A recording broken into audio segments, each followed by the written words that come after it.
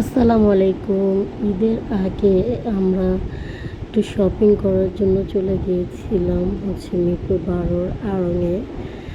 তো আড়ংয়ের আউটলেট থেকে শপিং করে আমরা তার পাশেই হারফিতে বাচ্চাদেরকে নিয়ে আসি।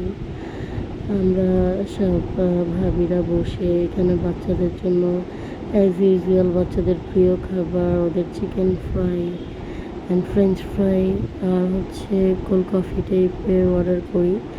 এরই মধ্যে কে কী কিনলাম সেগুলো একটু খুলে দেখাচ্ছি। বাচ্চাদের ও অন্য ভাবিদের 2 মেয়ের জন্য ওনারা মেয়ে বাচ্চাদের যে ছোট ছোট ড্রেসগুলো দেখছেন এগুলো কিনেছে। তো আড়ংয়ে এগুলা 700 থেকে 1000-এর মধ্যে এরকম কটন ড্রেসগুলো অ্যাভেলেবেল আছে।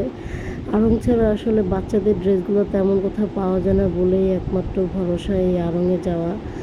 না হলে ওদের যে অবস্থা, যেরকম ব্যাগ নিয়ে ছ্যাঁচড়ামি শুরু করে দেয়, এতে এরকম একটা আড়ংয়ের মতো যদি আরেকটা ব্র্যান্ড থাকতো, কম্পিটিশন থাকতো, তাহলে আমরা ওটাতেই যেতাম।